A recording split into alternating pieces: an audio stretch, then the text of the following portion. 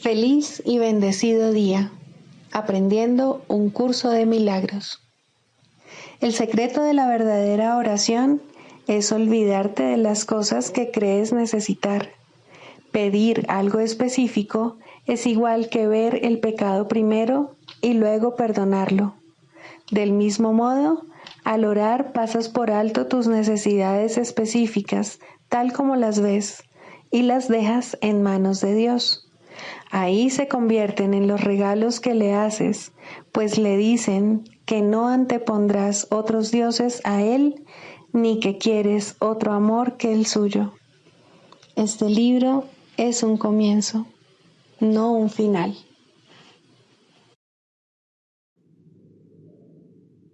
Del prefacio, que postula, párrafo 10. Lo opuesto a ver con los ojos del cuerpo es la visión de Cristo, la cual refleja fortaleza en vez de debilidad, unidad en vez de separación y amor en vez de miedo.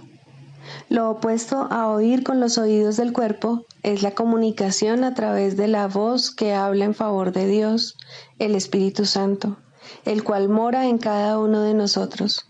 Su voz nos parece distante y difícil de oír, porque el ego, que habla en favor del yo falso y separado, parece hablar a voz en grito. Sin embargo, es todo lo contrario. El Espíritu Santo habla con una claridad inequívoca y ejerce una atracción irresistible. Nadie puede ser sordo a sus mensajes de liberación y esperanza, a no ser que elija identificarse con el cuerpo. Ni nadie puede dejar de aceptar jubilosamente la visión de Cristo a cambio de la miserable imagen que tiene de sí mismo. Introducción. Este es un curso de milagros. Es un curso obligatorio. Solo el momento en que decides tomarlo es voluntario. Tener libre albedrío no quiere decir que tú mismo puedas establecer el plan de estudios. Significa únicamente que puedes elegir lo que quieres aprender en cualquier momento dado. Este curso no pretende enseñar el significado del amor, pues eso está más allá de lo que se puede enseñar. Pretende, no obstante, despejar los obstáculos que impiden experimentar la presencia del amor, el cual es tu herencia natural.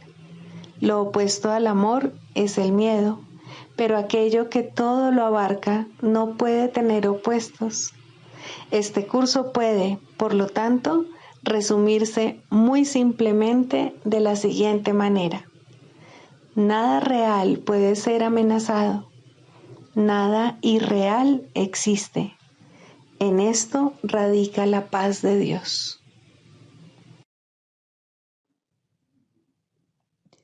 Capítulo 1. El significado de los milagros. Primero, principios de los milagros. Principio 24. Los milagros te capacitan para curar a los enfermos y resucitar a los muertos, porque tanto la enfermedad como la muerte son invenciones tuyas y, por lo tanto, las puedes abolir. Tú mismo eres un milagro, capaz de crear a semejanza de tu Creador. Todo lo demás no es más que tu propia pesadilla y no existe. Solo las creaciones de luz son reales.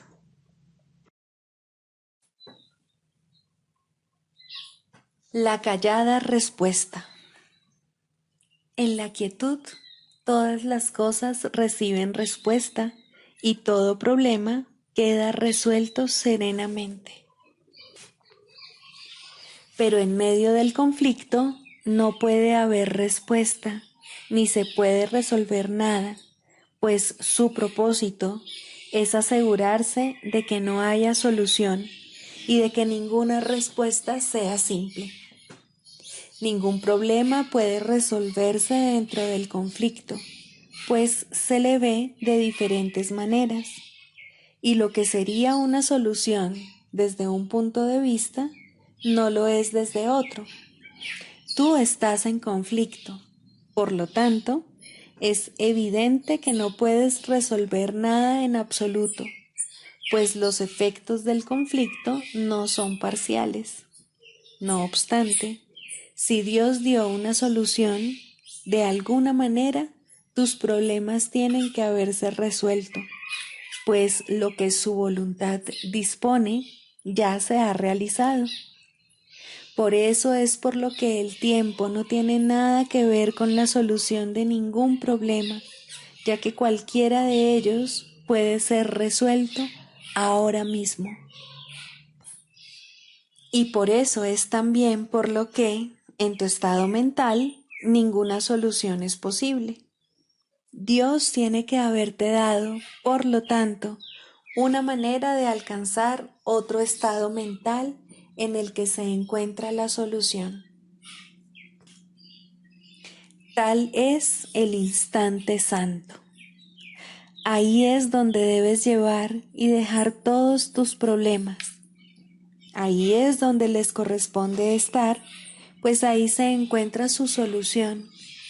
Y si su solución se encuentra ahí, el problema tiene que ser simple y fácil de resolver. No tiene objeto tratar de resolver un problema donde es imposible que se encuentre su solución. Mas es igualmente seguro que se resolverá si se lleva donde se encuentra la solución. No intentes resolver ningún problema excepto desde la seguridad del instante santo.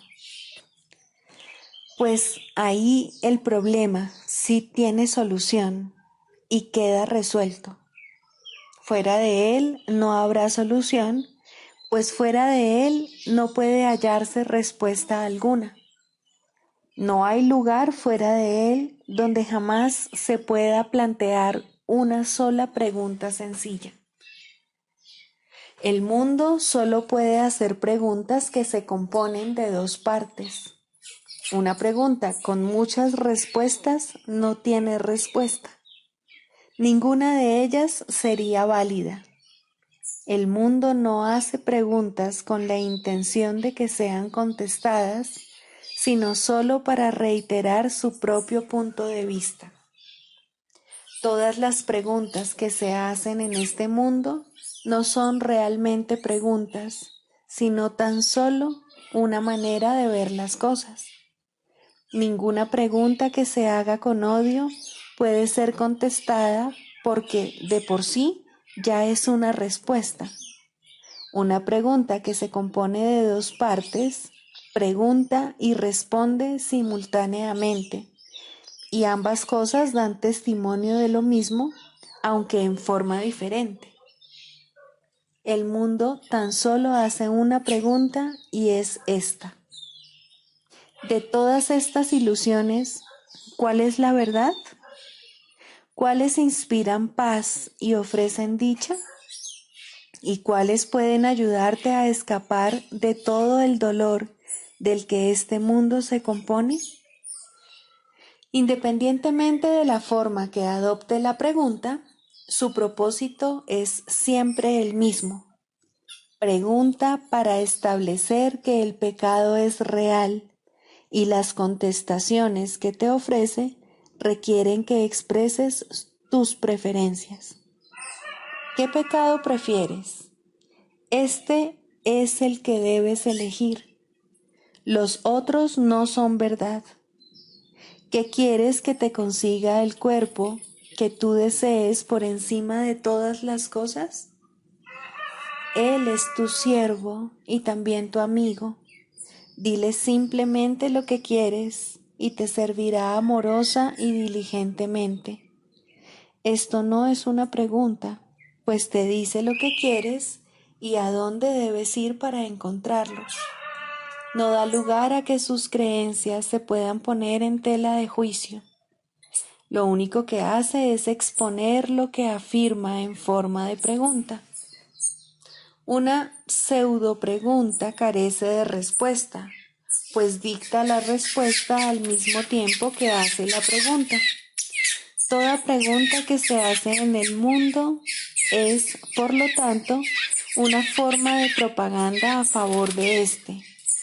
De la misma manera en que los testigos del cuerpo son sus propios sentidos, así también las respuestas a las preguntas que el mundo hace están implícitas en las preguntas. Cuando la respuesta es lo mismo que la pregunta, no aporta nada nuevo ni se aprende nada de ella. Una pregunta honesta es un medio de aprendizaje que pregunta algo que tú no sabes. No establece los parámetros a los que se debe ajustar la respuesta, sino que simplemente pregunta cuál es la respuesta. Mas nadie que se encuentre en un estado conflictivo es libre para hacer esta clase de pregunta, pues no desea una respuesta honesta que ponga fin a su conflicto. Solo dentro del instante santo se puede plantear honestamente una pregunta honesta, y del significado de la pregunta se derivará todo el significado que pueda tener la respuesta. Es posible entonces separar tus deseos de la respuesta para que ésta se te pueda dar y también para que la puedas aceptar. La respuesta se ofrece en todas partes, mas solo se puede oír en el instante santo. Una respuesta honesta no exige sacrificios porque solo contesta preguntas verdaderas. Las preguntas que hace el mundo tan solo quieren saber a quién se le debe exigir sacrificio y no si el sacrificio tiene sentido o no. Y así, a menos que la respuesta indique a quién, no se reconocerá ni será escuchada, y de este modo la pregunta seguirá en pie, ya que se contestó a sí misma. El instante santo es aquel en el que la mente está lo suficientemente serena como para poder escuchar una respuesta que no está implícita en la pregunta, que ofrece algo nuevo y distinto.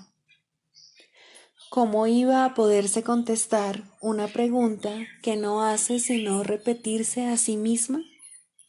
No trates, por lo tanto, de solventar problemas en un mundo del que se ha excluido la solución. Lleva más bien el problema al único lugar en el que se halla la respuesta y en el que se te ofrece amorosamente. En él se encuentran las respuestas que solventarán tus problemas, pues no forman parte de ellos y toman en cuenta lo que puede ser contestado, lo que la pregunta realmente es. Las respuestas que el mundo ofrece no hacen sino suscitar otra pregunta, si bien dejan la primera sin contestar. En el instante santo puedes llevar la pregunta a la respuesta y recibir la respuesta que fue formulada expresamente para ti.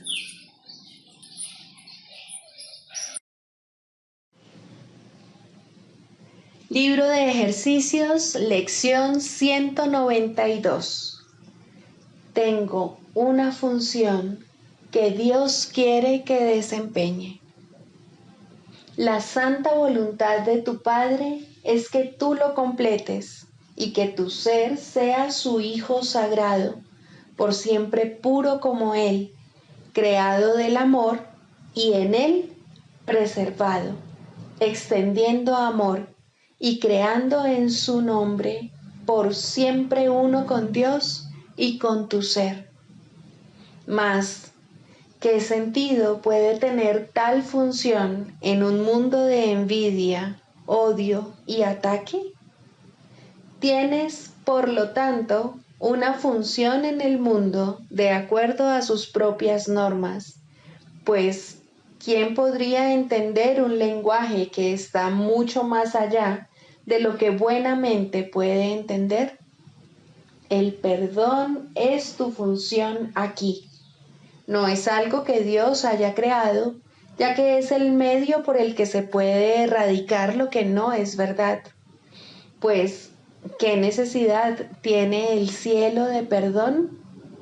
En la tierra, no obstante, tienes necesidad de los medios que te ayudan a abandonar las ilusiones. La creación aguarda tu regreso simplemente para ser reconocida, no para ser íntegra. Lo que la creación es, no puede ni siquiera concebirse en el mundo. No tiene sentido aquí. El perdón es lo que más se le asemeja aquí en la tierra, pues al haber nacido en el cielo, carece de forma. Dios, sin embargo, creó a uno con el poder de traducir a formas lo que no tiene forma en absoluto.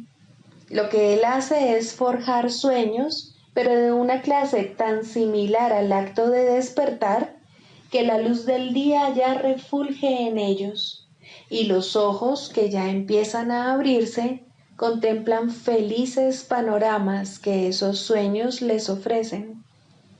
El perdón contempla dulcemente todas las cosas que son desconocidas en el cielo, las ve desaparecer y deja al mundo como una pizarra limpia y sin marcas, en la que la palabra de Dios puede ahora reemplazar a los absurdos símbolos que antes estaban allí escritos. El perdón es el medio por el que se supera el miedo a la muerte, pues ésta deja de ejercer su poderosa atracción y la culpabilidad desaparece. El perdón permite que el cuerpo sea percibido como lo que es, un simple recurso de enseñanza del que se prescinde cuando el aprendizaje haya terminado, pero que es incapaz de efectuar cambio alguno en el que aprende. La mente no puede cometer errores sin un cuerpo. No puede pensar que va a morir o ser víctima de ataques despiadados. La ira se ha vuelto imposible. ¿Dónde está el terror ahora? ¿Qué temores podrían aún acosar a los que han perdido la fuente de todo ataque, el núcleo de la angustia y la sede del temor? Solo el perdón puede liberar a la mente de la idea de que el cuerpo es su hogar. Solo el perdón puede restituir la paz que Dios dispuso para su Santo Hijo. Solo el perdón puede persuadir al Hijo a que contemple de nuevo su santidad. Una vez que la ira haya desaparecido, podrás percibir que a cambio de la visión de Cristo y del don de la vista, no se te pidió sacrificio alguno, y que lo único que ocurrió fue que una mente enferma y atormentada se liberó de su dolor. ¿Es esto indeseable? ¿Es algo de lo que hay que tener miedo? ¿O bien es algo que se debe anhelar, recibir con gratitud y aceptar jubilosamente? Somos uno, por lo tanto, no renunciamos a nada, y Dios ciertamente nos ha dado todo. No obstante, necesitamos el perdón para percibir que esto es así. Sin su benévola luz, andamos a tientas en la oscuridad, usando la razón únicamente para justificar nuestra furia y nuestros ataques. Nuestro entendimiento es tan limitado que aquello que creemos comprender no es más que confusión nacida del error. Nos encontramos perdidos en las brumas de sueños cambiantes y pensamientos temibles, con los ojos herméticamente cerrados para no ver la luz y las mentes ocupadas en rendir culto a lo que no está ahí. ¿Quién puede nacer de nuevo en Cristo sino aquel que ha perdonado a todos los que ve, o en los que piensa o se imagina? ¿Quién que mantenga a otro prisionero puede ser liberado? Un carcelero no puede ser libre, pues se encuentra atado al que tiene preso. Tiene que asegurarse de que no escape y así pasa su tiempo vigilándolo. Y los barrotes que mantienen cautivo al preso se convierten en el mundo en el que su carcelero vive allí con él. Sin embargo, de la liberación del preso depende que el camino de la libertad quede despejado para los dos. Por lo tanto, no mantengas a nadie prisionero. Libera en vez de aprisionar, pues de esa manera tú quedas libre. Los pasos a seguir son muy sencillos.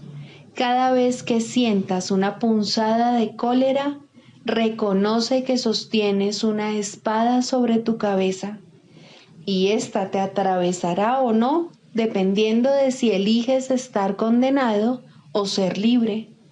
Pues así, todo aquel que aparentemente te tienta a sentir ira, representa tu salvador de la prisión de la muerte. Por lo tanto, debes estarle agradecido, en lugar de querer infligirle dolor. Sé misericordioso hoy. El Hijo de Dios es digno de tu misericordia. Él es quien te pide que aceptes el camino de la libertad ahora. No te niegues a ello. El amor que su Padre le profesa, te lo profesa a ti también. Tu única función aquí en la tierra es perdonarlo, para que puedas volver a aceptarlo como tu identidad. Él es tal como Dios lo creó, y tú eres lo que Él es. Perdónale ahora sus pecados y verás que eres uno con Él.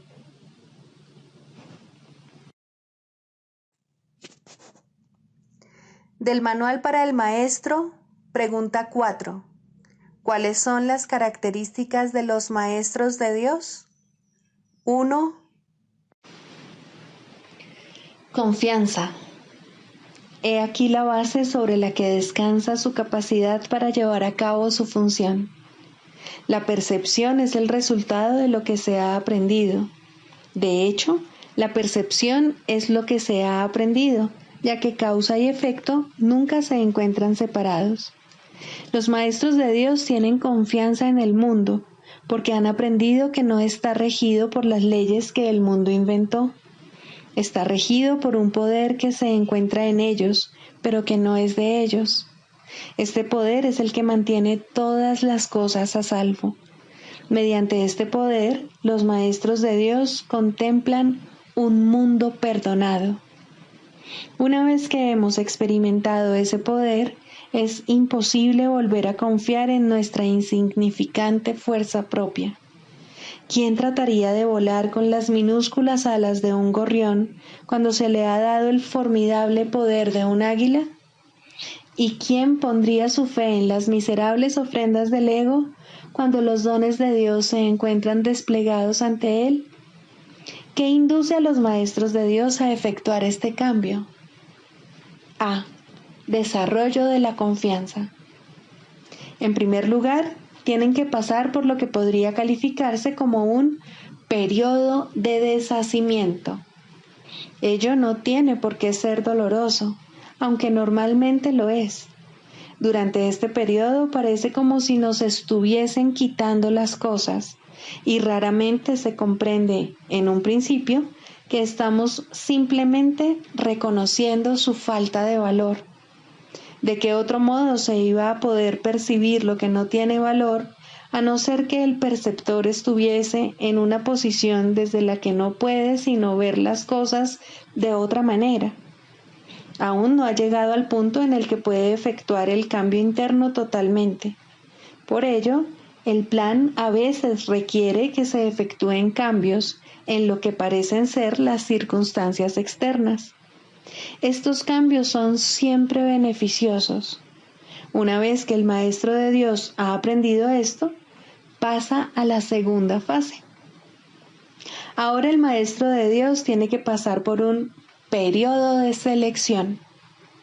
Este periodo es siempre bastante difícil, pues al haber aprendido que los cambios que se producen en su vida son siempre beneficiosos, tiene entonces que tomar todas sus decisiones sobre la base de si contribuyen a que el beneficio sea mayor o menor. Descubrirá que muchas cosas, si no la mayoría de las que antes valoraba, tan solo obstruyen su capacidad para transferir lo que ha aprendido a las nuevas situaciones que se le presentan. Puesto que ha valorado lo que en verdad no vale nada, no generalizará la lección por temor a lo que cree que puede perder o deba sacrificar. Se necesita haber aprendido mucho para poder llegar a entender que todas las cosas, acontecimientos, encuentros y circunstancias son provechosos. Solo en la medida en que son provechosos, deberá concedérseles algún grado de realidad en este mundo de ilusiones. La palabra valor no puede aplicarse a nada más. La tercera fase por la que el Maestro de Dios tiene que pasar podría llamarse periodo de renuncia. Si se interpreta esto como una renuncia a lo que es deseable, se generará un enorme conflicto. Son pocos los maestros de Dios que se escapan completamente de esta zozobra. No tiene ningún sentido, no obstante, separar lo que tiene valor de lo que no lo tiene, a menos que se dé el paso que sigue naturalmente. Por lo tanto, el periodo de transición tiene que ser un periodo en el que el Maestro de Dios se siente obligado a sacrificar sus propios intereses en aras de la verdad. Todavía no se ha dado cuenta de cuán absolutamente imposible sería una exigencia así. Esto solo lo puede aprender a medida que renuncia realmente a lo que no tiene valor. Mediante esa renuncia, aprende que donde esperaba aflicción, encuentra en su lugar una feliz despreocupación. Donde pensaba que se le pedía algo, se encuentra agraciado con un regalo. Ahora llega un periodo de asentamiento. Es este un periodo de reposo en el que el Maestro de Dios descansa razonablemente en paz por un tiempo. Ahora consolida su aprendizaje. Ahora comienza a ver el valor de transferir lo que ha aprendido de unas situaciones a otras. El potencial de lo que ha aprendido es literalmente asombroso, y el Maestro de Dios ha llegado a un punto en su progreso desde el que puede ver que en dicho aprendizaje radica su escape. Renuncia a lo que no quieres y quédate con lo que sí quieres. Qué simple es lo obvio y qué fácil. El Maestro de Dios necesita este periodo de respiro. Todavía no ha llegado tan lejos como cree, mas cuando está listo para seguir adelante, marcharán a su lado compañeros poderosos. Ahora descansa por un rato y los convoca antes de proseguir. A partir de ahí, ya no seguirá adelante solo. La siguiente fase es ciertamente un periodo de inestabilidad. El Maestro de Dios debe entender ahora que en realidad no sabía distinguir entre lo que tiene valor y lo que no lo tiene. Lo único que ha aprendido hasta ahora es que no desea lo que no tiene valor y que sí desea lo que tiene. Su propio proceso de selección, no obstante, no le sirvió para enseñarle la diferencia. La idea de sacrificio, tan fundamental en su sistema de pensamiento, imposibilitó el que pudiese discernir. Pensó que había aprendido a estar dispuesto, pero ahora se da cuenta de que no sabe para qué sirve estar dispuesto. Ahora tiene que alcanzar un estado que puede permanecer fuera de su alcance por mucho, mucho tiempo. Tiene que aprender a dejar de lado todo juicio y a preguntarse en toda circunstancia qué es lo que realmente quiere. De no ser porque cada uno de los pasos en esta dirección está tan fuertemente reforzado, cuán difícil sería darlos. Finalmente llega un período de logros. Ahora es cuando se consolida su aprendizaje. Lo que antes se consideraba simples sombras se han convertido ahora en ganancias substanciales con las que puede contar en cualquier emergencia, así como también en los periodos de calma. En efecto, el resultado de esas ganancias no es otro que la tranquilidad, el fruto de un aprendizaje honesto, de un pensamiento congruente y de una transferencia plena. Esta es la fase de la verdadera paz, pues aquí se refleja plenamente el estado celestial. A partir de ahí, el camino al cielo está libre y despejado y no presenta ninguna dificultad. En realidad ya está aquí. ¿Quién iba a querer ir a ninguna otra parte si ya goza de absoluta paz? ¿Y quién querría cambiar su tranquilidad por algo más deseable? ¿Qué podría ser más deseable?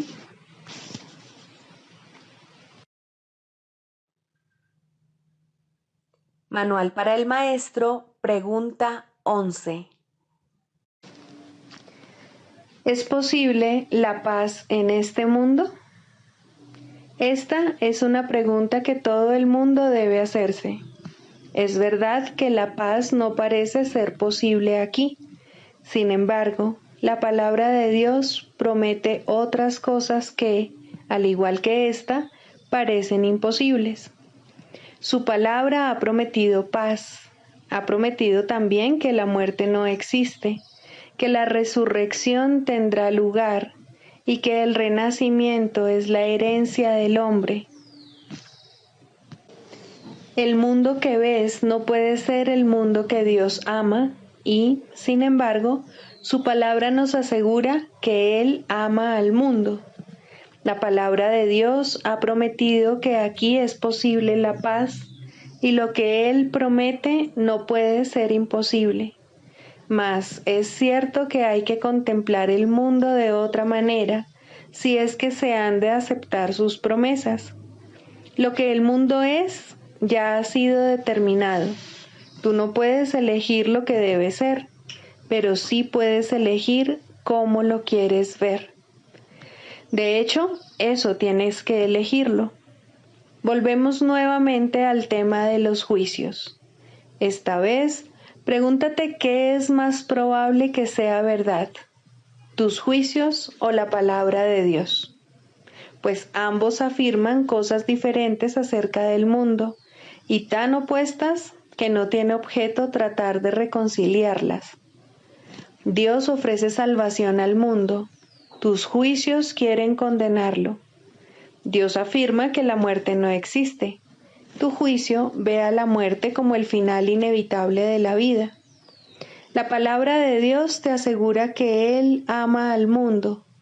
Tus juicios afirman que el mundo no es digno de ser amado. ¿Quién tiene razón? Pues uno de los dos tiene que estar equivocado. No puede ser de otra manera. El texto explica que el Espíritu Santo es la respuesta a todos los problemas a los que tú has dado lugar. Estos problemas no son reales, pero eso no significa nada para los que creen en ellos. Y todo el mundo cree en lo que ha hecho, pues lo hizo creyendo en ello. A esta extraña y paradójica situación, que no tiene sentido ni significado, de la cual, no obstante, no parece que haya forma de escaparse, Dios ha enviado su juicio para reemplazar al tuyo. Con gran ternura, su juicio sustituye al tuyo, y por medio de esa sustitución, lo incomprensible se vuelve comprensible. ¿Es posible la paz en este mundo? En tu juicio no lo es ni lo será nunca, pero en el juicio de Dios lo único que se refleja aquí es paz. La paz es imposible para los que ven conflictos e inevitable para los que ofrecen paz. ¿Cuán fácilmente, pues, te puedes escapar del juicio que tienes acerca del mundo? no es el mundo lo que hace que la paz parezca imposible. El mundo que ves es lo que es imposible. No obstante, el juicio de Dios acerca de este mundo distorsionado lo ha redimido y preparado para que le dé la bienvenida a la paz. Y la paz desciende sobre él en jubilosa respuesta. Ahora la paz puede estar aquí, ya que ha entrado un pensamiento de Dios. ¿Qué otra cosa sino un pensamiento de Dios podría trocar el infierno en cielo solo por ser lo que es? La tierra se postra ante su presencia, que llena de gracia se inclina en respuesta para elevarla de nuevo. Ahora la pregunta es diferente. Ya no ¿es posible la paz en este mundo? Sino, ¿cómo sería posible que no hubiese paz aquí?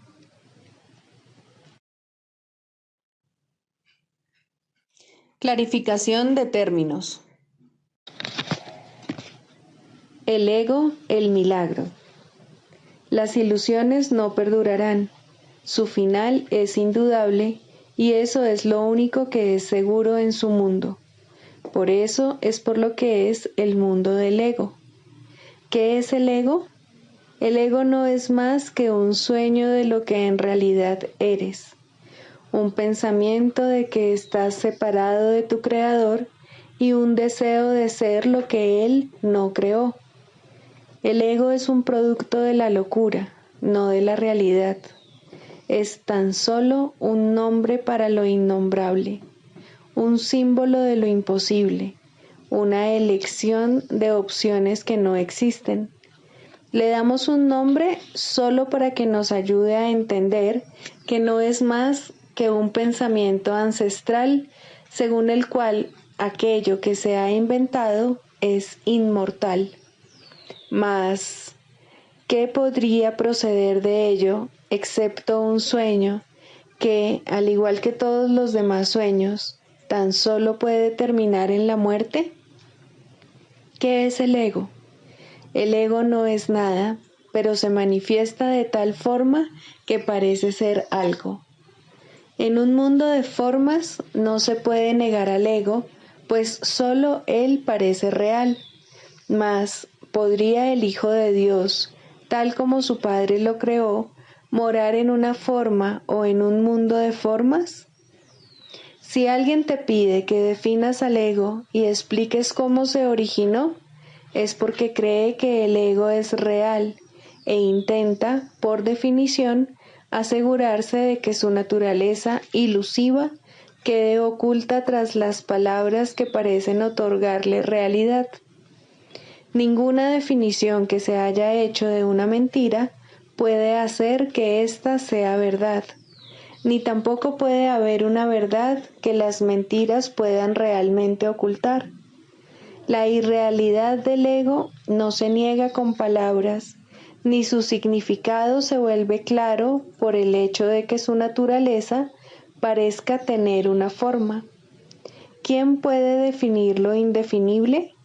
Sin embargo, incluso para esto hay una respuesta. No podemos formular realmente una definición de lo que es el ego, pero sí podemos decir lo que no es. Y esto lo podemos ver con perfecta claridad. Basándonos en eso, podemos deducir lo que es. Observa su opuesto y verás la única respuesta que tiene sentido.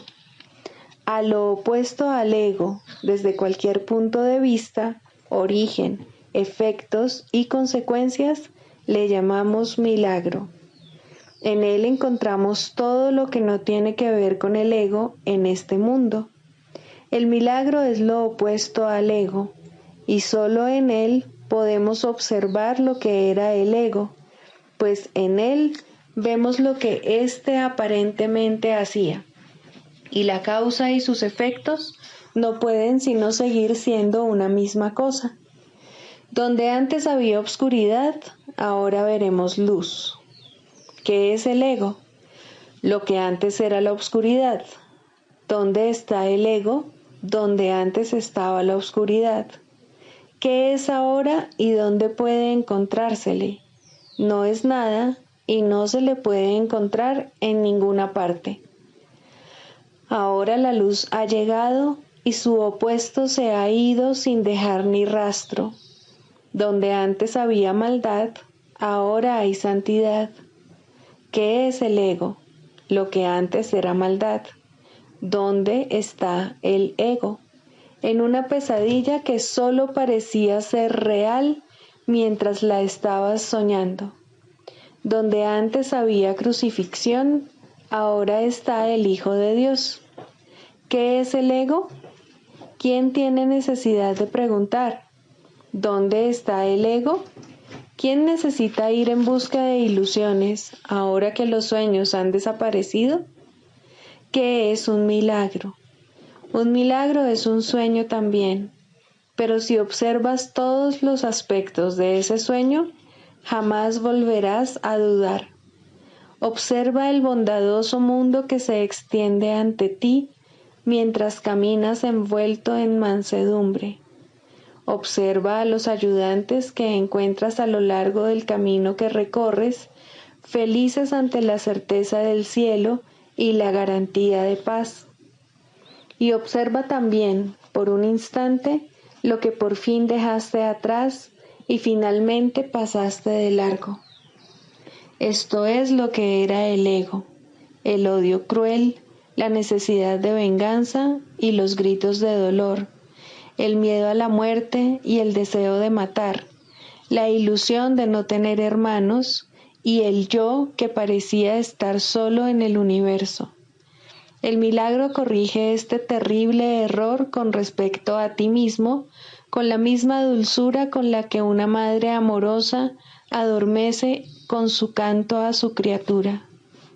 ¿No preferirías escuchar un canto así? ¿No contestaría ese canto todo lo que pensabas preguntar, haciendo incluso que la pregunta dejase de tener sentido? Tus preguntas no tienen respuesta, ya que han sido planteadas para acallar la voz de Dios, la cual nos hace a todos una sola pregunta. ¿Estás listo ya para ayudarme a salvar el mundo? Pregunta esto en vez de preguntar qué es el ego, y verás un súbito resplandor envolver al mundo que el ego fabricó. Ahora no se le niega a nadie ningún milagro. El mundo se ha salvado de todo lo que tú pensabas que era, y lo que es ha sido siempre absolutamente puro y jamás ha sido condenado. El milagro perdona, el ego condena. No se necesita ninguna otra definición para ninguno de ellos excepto esta. Mas, ¿qué definición podría ser más cierta o estar más a tono con lo que es la salvación? Con esto, el problema y la respuesta se llevan una al lado del otro, y al estar finalmente juntos, la elección es obvia. ¿Quién elegiría el infierno de reconocer que eso es lo que está eligiendo? ¿Y quién no seguiría adelante un poco más cuando le ha sido dado comprender que el camino es corto y que el cielo es su meta? El proceso de la psicoterapia. Séptimo, la relación paciente-terapeuta ideal. ¿Quién es entonces el terapeuta y quién el paciente? Al final, todo el mundo desempeña ambos papeles. Aquel que necesita curación debe curar. Médico, cúrate a ti mismo. ¿Quién más, sino tú, necesita curarse? ¿Quién más, si no, necesita curación? Cada paciente que acude a un terapeuta le ofrece a éste la oportunidad de curarse a sí mismo. Por lo tanto, es su terapeuta, y cada terapeuta debe aprender a curarse con cada paciente que acude a él. De esta manera, el terapeuta se convierte en el paciente. Dios no sabe nada de separación. Lo único que sabe es que tiene un hijo. Su conocimiento se ve reflejado en la relación paciente-terapeuta ideal. Dios acude a aquel que lo llama y éste se reconoce a sí mismo en él. Piensa detenidamente, maestro y terapeuta, por quién oras y quién es el que necesita curación, pues la terapia es oración y la curación es su mira y su resultado. ¿Qué es la oración sino la unión de mentes en una relación en la que Cristo puede entrar a formar parte? Esa es su morada, a la que la psicoterapia lo invita. ¿Qué sentido tiene la curación de un síntoma si siempre hay otro que se puede elegir? Mas una vez que Cristo ha entrado, ¿qué otra elección hay, salvo permitir que se quede? No hay necesidad de más, pues eso es todo. Ahí está la curación, la felicidad y la paz. Estos son los síntomas de la relación paciente-terapeuta ideal, que reemplazan a aquellos con los que el paciente llegó cuando vino pidiendo ayuda.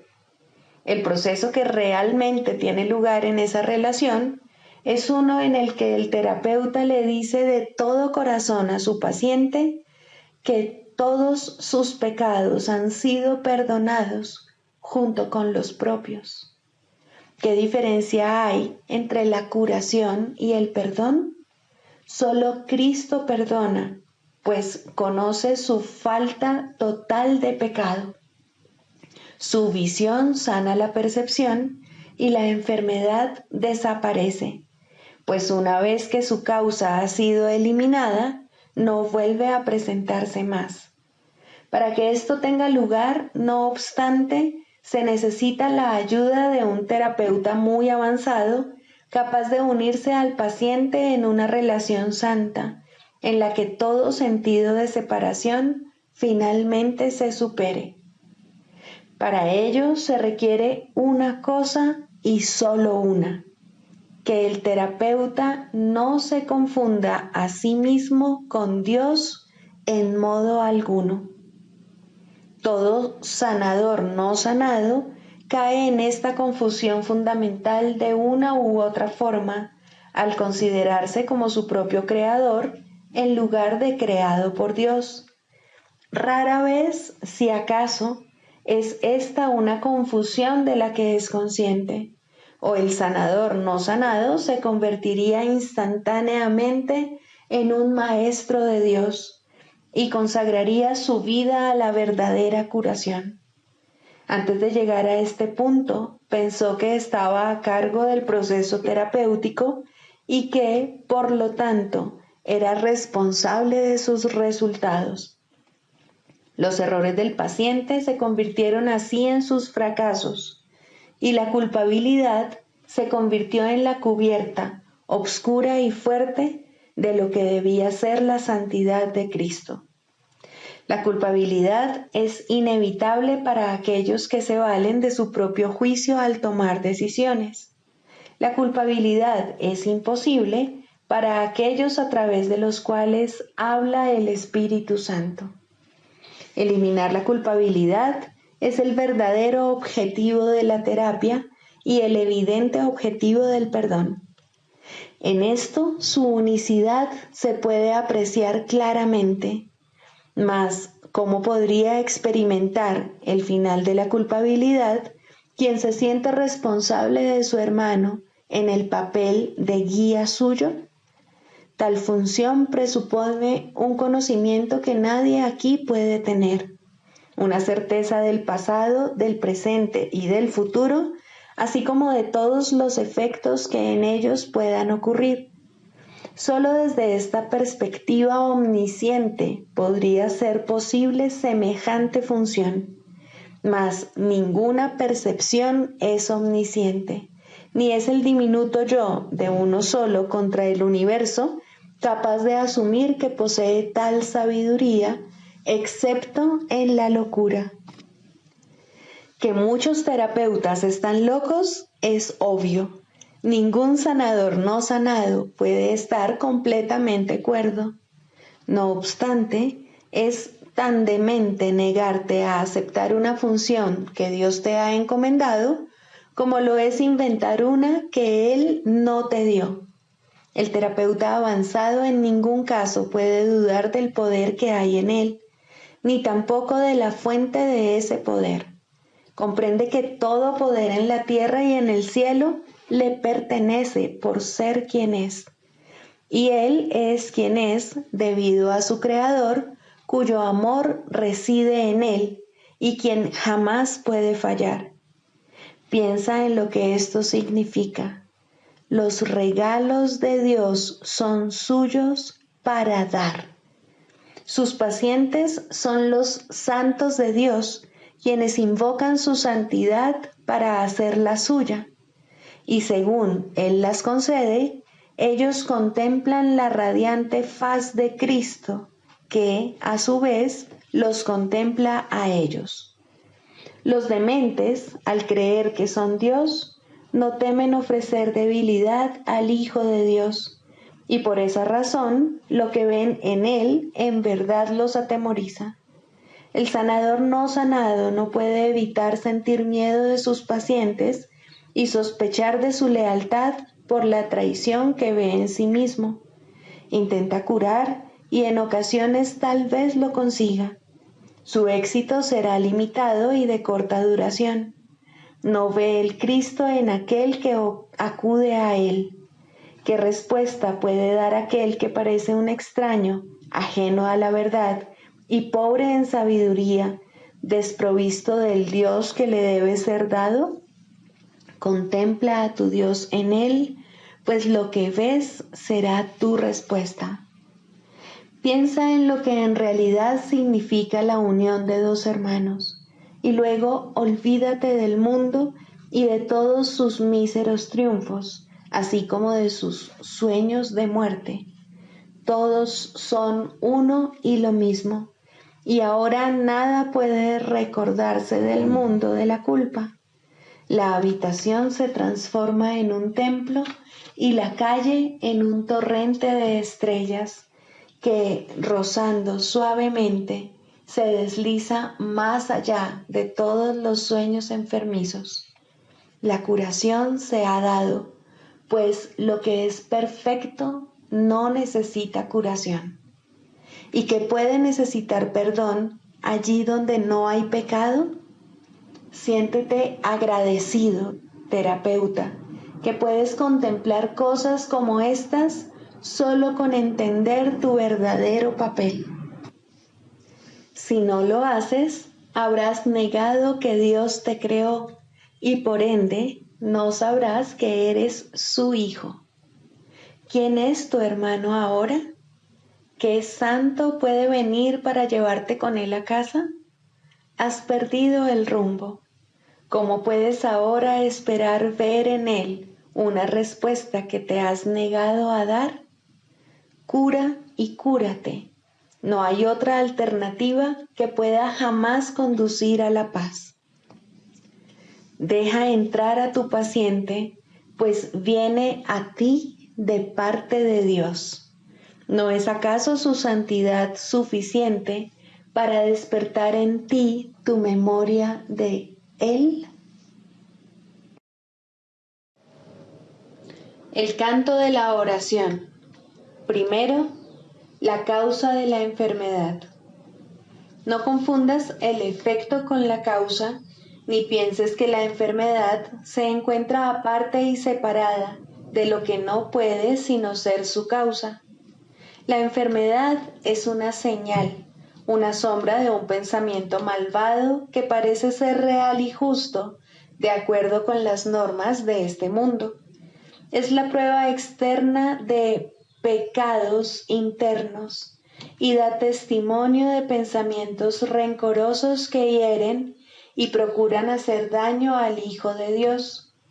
Curar el cuerpo es imposible, y esto queda demostrado por la brevedad de la cura. El cuerpo acabará muriendo de todas maneras, y así lo único que hace su curación es demorar su retorno al polvo de donde nació y al que volverá. La falta de perdón del Hijo de Dios es la causa del cuerpo. No ha abandonado su fuente, y esto queda claramente demostrado por su dolor y envejecimiento y por la marca de la muerte que pesa sobre sí. El cuerpo les parece temeroso y frágil a quienes piensan que sus vidas están bajo su mandato y vinculadas a su inestable y nimio aliento. La muerte los contempla conforme cada momento que pasa se escapa irrevocablemente de sus avariciosas manos sin poderlos retener, y sienten miedo cuando se producen cambios en sus cuerpos y éstos enferman, pues sienten el fuerte hedor de la muerte en sus corazones. El cuerpo puede sanar como efecto del verdadero perdón. Solo eso puede traer el recuerdo de la inmortalidad, que es el don de la santidad y del amor. El perdón no puede sino ser concedido por la mente que comprende que debe pasar por alto todas las sombras que cubren la santa faz de Cristo, entre las cuales la enfermedad se debe considerar una de ellas. No es nada más que esto, la señal del juicio hecho de un hermano sobre otro hermano y del Hijo de Dios sobre sí mismo, pues ha condenado al cuerpo a hacer su prisión y olvidó que fue Él quien le adjudicó ese papel. Lo que el Hijo de Dios ha hecho, ahora Él mismo tiene que deshacerlo, pero no solo, pues se desprendió de la llave de la prisión, su santa impecabilidad y el recuerdo del amor de su Padre. No obstante, se le ha dado ayuda a través de la voz que su Padre puso en él. El poder de curar es ahora el don que le ha concedido su Padre, pues a través de su voz él puede llegar hasta su Hijo y recordarle que el cuerpo puede convertirse en su morada elegida, pero nunca será su hogar en verdad. Es necesario distinguir, por lo tanto, entre la verdadera curación y su defectuosa contraparte. El mundo de los opuestos es el lugar de la curación, pues, ¿qué podría necesitar curación en el cielo? Tal como en el mundo, la oración puede pedir desacertadamente y la aparente caridad perdonar para matar. Así la curación puede ser tanto falsa como verdadera, testigo del poder del mundo o del eterno amor de Dios.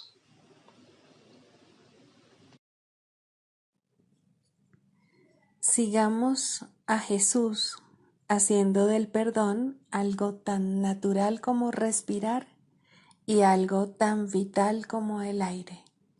Amén.